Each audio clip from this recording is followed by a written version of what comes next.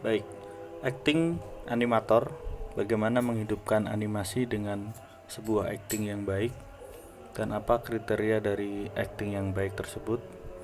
Kita akan coba jelaskan dan kita bedah bagaimana membuat referensi acting untuk menghidupkan karakter animasi kita. Yang pertama yang harus diingat bahwa karakter tersebut adalah hidup dan karakter tersebut punya tujuan untuk hidup dan mempunyai kehidupan itu sendiri. Jadi jangan sampai kita berpikiran bahwa si karakter tersebut hanyalah sebuah boneka atau sebuah objek 3D yang kita bisa gerakan kemana-mana, karena itu sama dengan memperlakukan si karakter tersebut hanya sebagai mainan. Namun secara tidak langsung kamu sudah membatasi gerakannya, jadi dimana karakter tersebut seolah-olah hidup, padahal sebenarnya yang harus diketahui animator adalah bagaimana si karakter tersebut terlihat benar-benar hidup tanpa ada orang yang menghidupkan, maksudnya tanpa ada orang yang menghidupkannya sendiri. Jadi ketika kita melihat, kita lupa bahwa si karakter tersebut sebenarnya sedang berakting atau sedang bergerak dan hidup melakukan sesuatu yang ia inginkan sendiri. Jadi bukan karena kemampuan si animator. Jadi karakter tersebut melakukan acting yang bisa dipercaya, artinya bahwa setiap tindakan karakter tersebut bukan dari perintah si animator, melainkan dari perintah batin mereka sendiri dan otak mereka sendiri. Jadi di sini karakter bisa terasa berpikir dan bereaksi secara konsisten melalui kepribadian dan suasana hatinya. Itu yang harus diingat.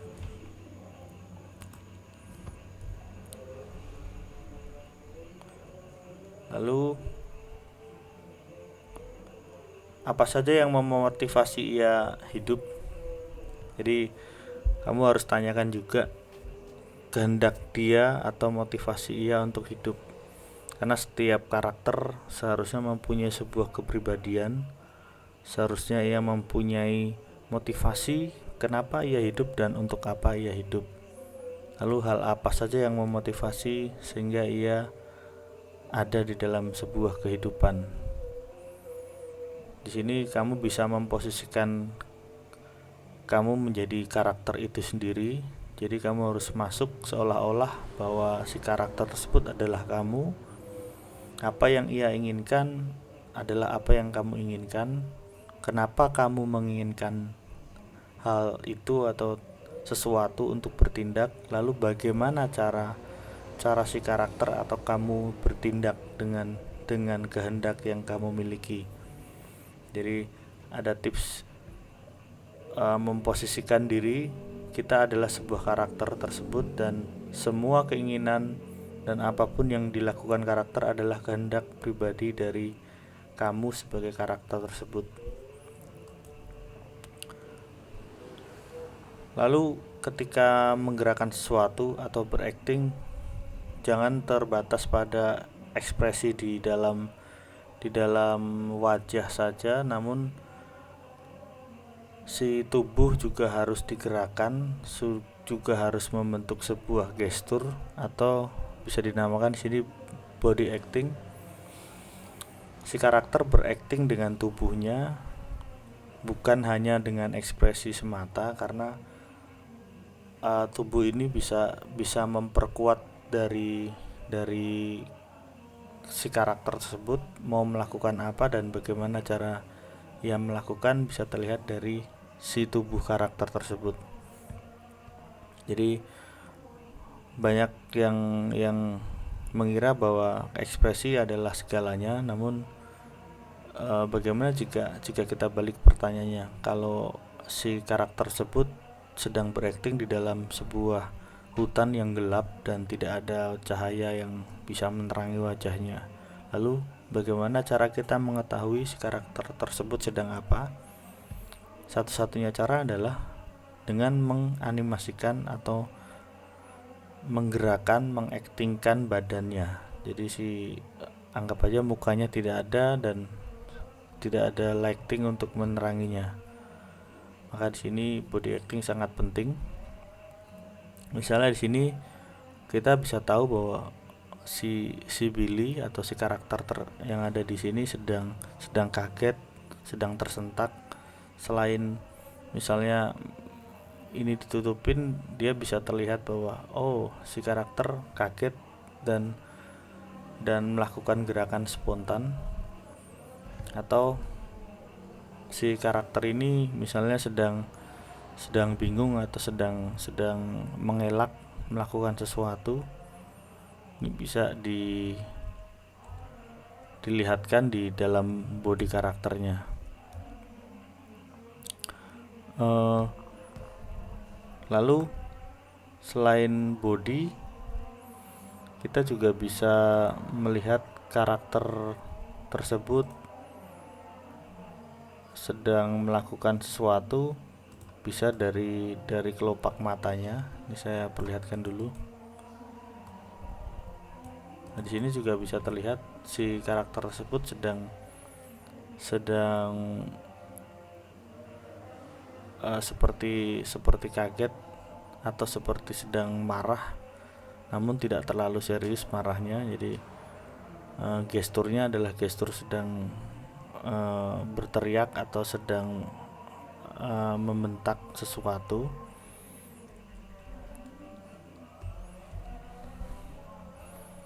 Sini ada juga, saya contohkan.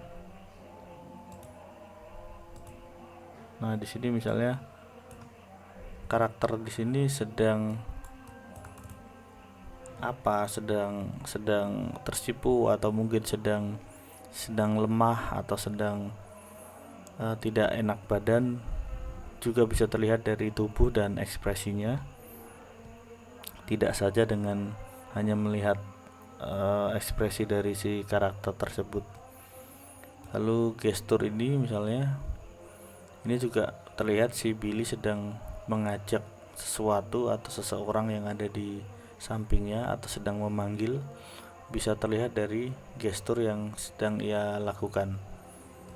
Banyak sekali hal yang bisa ditelusuri di gestur atau pose karakter tersebut. Selain itu, kita juga belajar bagaimana membuat sebuah ekspresi, di mana mata di sini adalah jendela dari hati. Jadi apa yang ada atau perasaan yang ada di dalam karakter tersebut bisa terlihat dari matanya. Misalnya di mata pertama di sini dia sedang bingung atau sedang merasakan sesuatu yang aneh.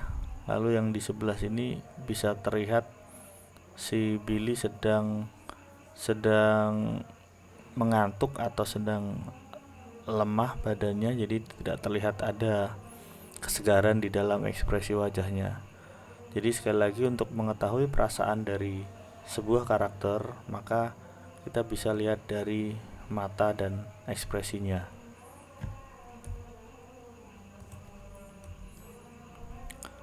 Simple.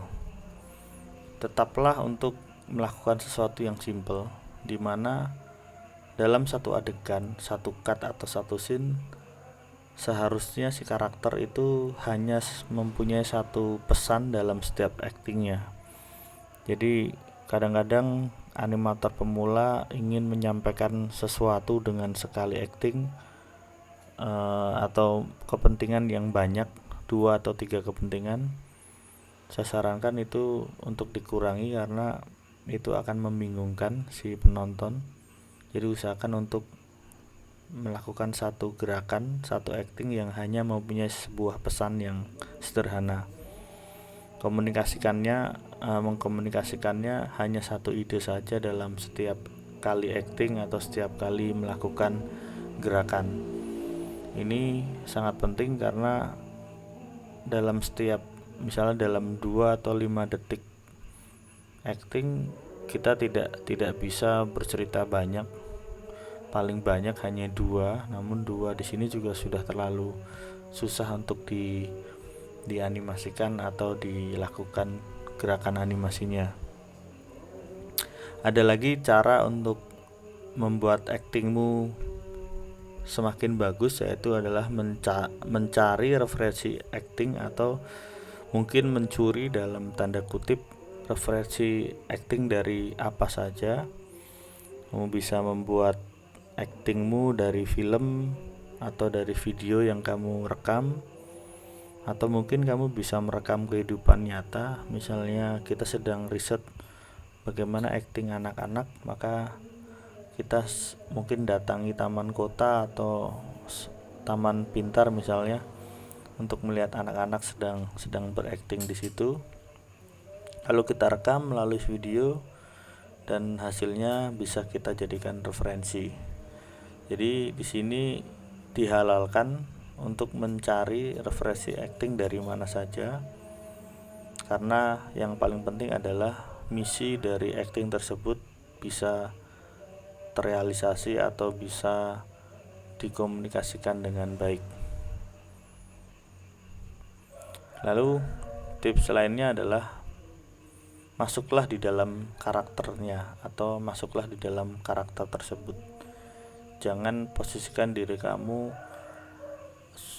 ada di luar karakter, karena itu artinya kamu sedang terpisah dengan jiwa si karakter. Seperti halnya ketika saya belajar mendalang misalnya atau memegang wayang, saya tidak bisa hanya menganggap wayang tersebut adalah boneka dari kulit, namun saya harus merasakan benar apa yang dirasakan wayang yang saya sedang animasikan atau sedang saya gerakan. Bedanya wayang dengan teater adalah, kalau wayang itu mirip dengan animasi, jadi menghidupkan sesuatu yang mati menjadi hidup, menjadi sebuah karakter. Bedanya dengan acting adalah mematikan apa yang hidup untuk digantikan sesuai dengan karakter yang kita perankan. Hal yang lain adalah kita banyak bereksperimen untuk melakukan acting yang baik atau gerakan-gerakan yang baik dengan mungkin lawan main kita atau teman kita. Lalu kita dapatkan setiap detailnya, gerakan antisipasinya, squashnya, artsnya, dan lain-lain. Kamu harus gunakan juga 12 prinsip animasi.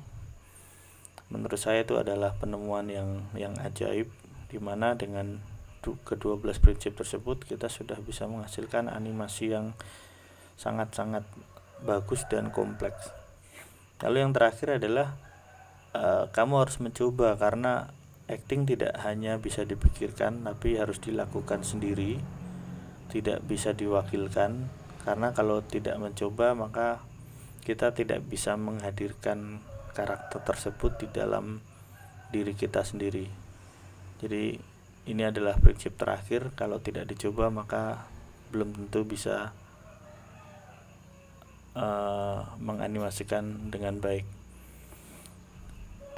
Berikutnya adalah menganimasikan diri kamu sendiri. Kamulah yang jadi aktornya, kamu sendiri yang akan melakukan sesuatu atau bercerita sesuai dengan skrip atau skenario yang diinginkan.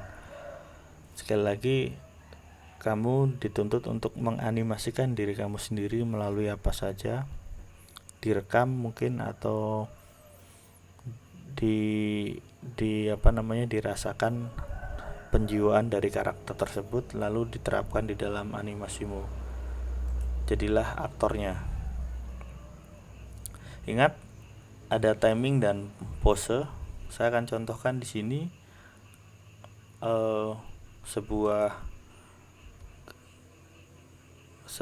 adegan di sini, dimana saya dan teman saya sedang riset melakukan sesuatu sesuai dengan aktingnya. Di sini saya sedang mengangkat batu, lalu mencoba untuk seolah-olah batu ini berat sekali, dan 1-2 langkah saya jatuhkan.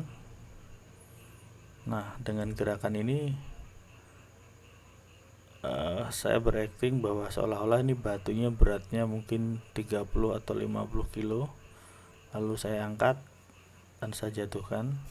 Nah, kita bisa atur di sini atau kita bisa lihat timing yang sedang dilakukan. Nah, video ini nantinya bisa kamu transfer ke digital atau kamu play di dalam 3D View Blender, lalu bisa dijadikan referensi acting kamu. Contohnya adalah seperti ini. Ini saya contohkan si karakter, katakanlah ini tadi saya sedang memegang batu, mengangkat batu, lalu saya angkat seakan-akan dia berat,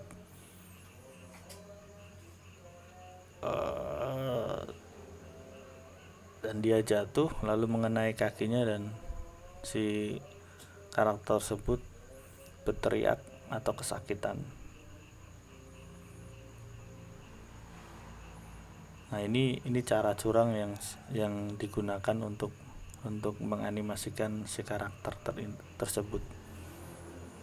Ini adalah salah satu contoh bagaimana menerapkan video referensi ke dalam sebuah animasi.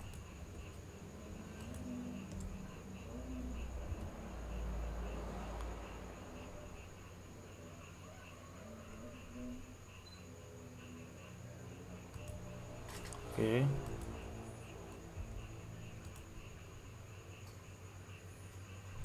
Yang terakhir adalah bagaimana kriteria acting yang baik. Banyak sekali. Yang pertama tadi sudah saya ceritakan di depan bahwa animatornya adalah aktor atau karakter tersebut mempunyai motivasi untuk hidup dan bereaksi secara konsisten sesuai dengan kepribadiannya. Jadi terpercaya, actingnya bisa dipercaya atau believable. Yang kedua, acting yang bisa dirasakan. Acting yang bisa dirasakan adalah apakah si karakter tersebut sedang senang, sedih, lesu, atau apapun. Maka kita coba untuk merasakan karakter kamu ketika membuat animasi. Misalnya kamu ingin menganimasikan kesedihan, maka kamu coba berempati, tidak saja bersimpati tapi berempati, merasakan apa yang dirasakan si karakter. Jadi di sini bukan hanya masalah teknis saja, namun ada prinsip-prinsip yang harus diperhatikan untuk menjiwai animasi. Lalu berpikir karakter yang kamu aktingkan harus selalu bertindak atas nalurinya langsung. Jadi carilah kesempatan untuk menunjukkan proses berpikir dan mengarah pada sebuah tindakan. Maka ini akan memperkaya animasi dengan kedalaman, kompleksitas, dan kepercayaan. Lalu keempat adalah konsisten atau konsistensi. Acting kurang lebihnya adalah serangkaian reaksi karakter yang bereaksi terhadap lingkungan sekitar dengan karakter lain misalnya. Jadi setiap tindakan harus mempunyai sebuah alasan. Jadi kita harus pastikan bahwa dan tahu bahwa si karakter bereaksi terhadap apa, si karakter bereaksi terhadap siapa, dan bereaksilah secara wajar dan konsisten. Lalu kelima adalah kepribadian.